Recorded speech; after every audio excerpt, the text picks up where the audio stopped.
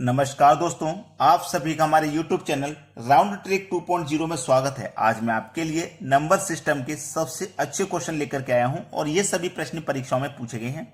अगर इस प्रश्न की बात करूं तो ये यूपी टेट 2012 में पूछा गया था। प्रश्न है, सबसे छोटी अभाज्य संख्या क्या है?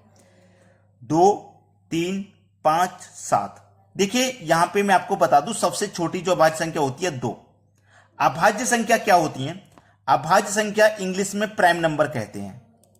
ठीक है, प्राइम नंबर। प्राइम नंबर क्या होते हैं, इनका मतलब क्या है? प्राइम नंबर वो होती हैं जिस संख्या में किसी दूसरी संख्या से भाग नहीं जा सकता। जैसे मैंने बताया कि सबसे छोटी प्राइम नंबर संख्या 2 है, तो इस 2 में या तो 2 से ही भाग जा सकता है या फिर 1 से भाग जा सकता है। ऐसे ही 3 है, 3 में या तो 3 से भाग जाएगा या 1 से। 5 भी प्राइम नंबर संख्या है, इसमें भी 5 से भाग जाएगा या 1 से।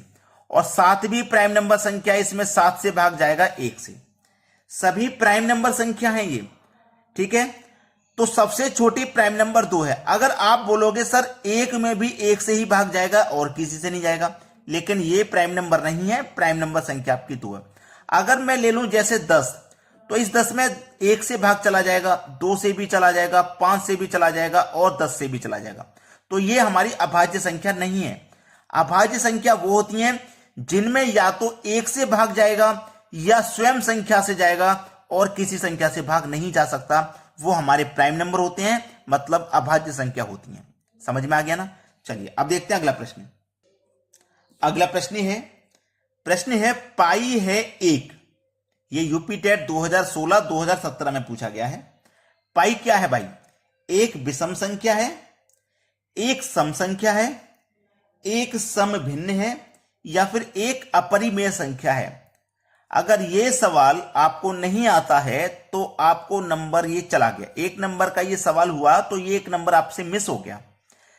पाई ना तो विषम संख्या है और ना ही सम संख्या है और ना ही एक सम भिन्न है। पाई एक परिमेय संख्या है, एक अपरिमेय संख्या है पाई। यह आपका आंसर हो जाएगा। अब देखेंगे अगला सवाल। अगला प्रश्न है, सबसे छोटी प्राकृत संख्या है। सबसे छोटी प्राकृतिक, लगातार संख्याएं होती हैं प्राकृत संख्या, उसमें सबसे छोटी क्या है? 0, 1, -1 या फिर 2। तो यहां पे आप अगर 0 को आंसर करते हो तो गलत, माइनस तो हो नहीं सकता। अब सम संख्या के जैसे 2 हो जाएगा। सबसे छोटी प्राकृतिक बोला है, अगर वो सबसे छोटी सम संख्या कह देता तो 2 आंसर होता। लेकिन संख्या हमारी कहां से स्टार्ट होती है? 1 से। जैसे 1, 2, 3, 4, 5 और ये अनंत तक चलती जाती हैं। तो सबसे छोटी संख्या 1 हो जाएगी ना। प्राकृतिक लगातार संख्याओं में 1 से ही संख्या स्टार्ट होती है, तो सबसे छोटी प्राकृतिक संख्या लगातार संख्या 1 हो जाएगी। यानी कि बी ऑप्शन है सही जवाब। अब देखेंगे अगला प्रश्न। अगला प्रश्न ये वो प्रश्न है जो कम से कम 80% बच्चों को नहीं पता होगा। और ऐसा प्रश्न अगर आपको नहीं पता है तो समझ लीजिए आप अभी बहुत वीक हो, पढ़ाई में बहुत कमजोर हो। सबसे छोटी पूर्ण संख्या पूछ रहा है, सबसे छोटी। ठीक है, मैंने क्या बोला? अगर यह प्रश्न आपको नहीं पता तो आप पढ़ाई में बहुत कमजोर हो। 1, 2, -1 या 0। अब मैंने बोला ना 80% बच्चे नहीं कर पाएंगे। क्यों नहीं कर पाएंगे? क्योंकि 80% बच्चों का जो दिमाग होगा ना वो 0 की तरफ जाएगा ही नहीं।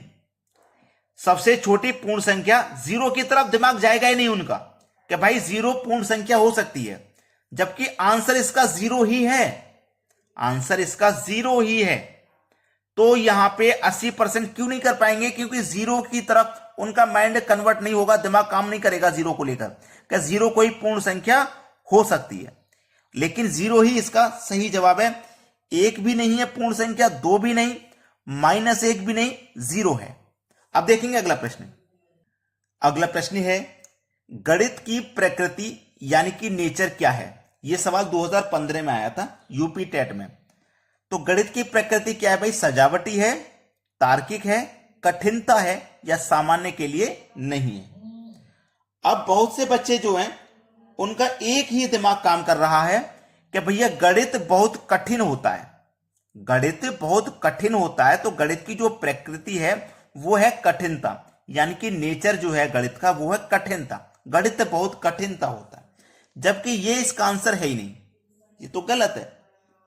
सजावटी भी इसका आंसर नहीं है, सामान्य के लिए भी नहीं है, तार्किक। हम गणित में क्या करते हैं, तर्क लगाते हैं। गणित में क्या करते हैं, तर्क लगाते हैं, तर्क। तो गणित की जो प्रकृति है ना वो तार्किक है, ये आपका आंसर है। अब देखते हैं अगला प्रश्न। अगला प्रश्न है सबसे छोटी अभाज्य संख्या नहीं है। देखो हम आपको बता चुके हैं कि सबसे छोटी अभाज्य संख्या जो होती है वो 2 होती है। तो 0 तो अभाज्य होती नहीं है, 1 भी अभाज्य नहीं होती, 2 भी अभाज्य होती है और 3 भी, लेकिन 2 होती है सबसे छोटी। उसने बोला सबसे छोटी अभाज्य संख्या नहीं है, तो 3 आपकी सबसे छोटी अभाज्य संख्या नहीं है, यह आपका आंसर हो जाएगा। 2 तो सबसे छोटी हो जाएगी, यह आपका आंसर नहीं है। ठीक है, चलिए अब देखते हैं अगला प्रश्न। अगला प्रश्न है निम्न में से कौन अपरिमेय नहीं है, अपरिमेय संख्या नहीं है। अब आपके पास 4 ऑप्शन है, √2, √3, √4 या फिर √8। अगर आपने थोड़ा सा भी कैलकुलेशन किया ना इसमें तो करना बेकार है, कैलकुलेशन तो करना ही नहीं है, केवल संख्याओं को देखकर आंसर बताना होता है। इसमें आपको अच्छे से पता है कि √2 ऐसी संख्या है जिसका परफेक्ट स्क्वायर रूट नहीं होता, √3 का भी परफेक्ट स्क्वायर रूट नहीं होता, 8 का भी परफेक्ट स्क्वायर रूट नहीं होता, लेकिन 4 का होता है, 4 का परफेक्ट स्क्वायर रूट 2 होता है। तो ये जो √4 है ना, ये हमारी अपरिमेय संख्या नहीं है, यही हो जाएगा सही जवाब। हमसे बोला था निम्न में से कौन अपरिमेय संख्या नहीं है, ये जो 4 है ना √4, ये अपरिमेय संख्या नहीं है, क्योंकि इसका स्क्वायर रूट हो सकता है, और जिन संख्याओं का स्क्वायर रूट नहीं होता है वो अपरिमेय संख्या होती हैं। समझ में आ गया ना। चलिए अब देखेंगे अगला सवाल। अगला प्रश्न है 2 सह अभाज्य संख्याओं का HCF होगा। सह अभाज्य संख्या क्या होती है, सह अभाज्य संख्या होती है लगातार। 2 सह अभाज्य संख्या, 2 लगातार संख्या ले लूं मैं, जैसे 2 और 3 ले लिया, कोई और ले लूं, 3 और 4 ले लूं, कोई और ले लूं, 10 और 11, कोई और 25, 26, कोई भी संख्या ले लूं, 2 लगातार संख्या। सह अभाज्य संख्या का मतलब होता है लगातार, तो उनका HCF होगा। हमेशा याद रखना कि 2 लगातार संख्याओं का जो HCF होगा ना वो हमेशा 1 होगा। 3 और 4 का भी 1, 10 और 11 का भी 1, 25, 26 का भी 1, यानी कि कोई भी 2 लगातार संख्या हो उनका HCF हमेशा 1 ही आएगा, यानी कि 1 ही वो संख्या होगी जो उन संख्याओं को डिवाइड कर पाएगी। तो HCF हमारा क्या हो जाएगा, 2 सहभाज्य संख्याओं का 1 हो जाएगा। ये हमारे प्रश्न का बिल्कुल सही जवाब है। अगर आपने अभी तक वीडियो को लाइक नहीं किया है तो लाइक कर दो भाई, अगर शेयर नहीं किया है तो शेयर कर दो, चैनल पर नए हो तो चैनल को सब्सक्राइब कर लीजिए और बेल आइकन का बटन दबा देना ताकि हमारे सभी वीडियो का नोटिफिकेशन आप तक पहुंच जाए। ठीक है दोस्तों, धन्यवाद।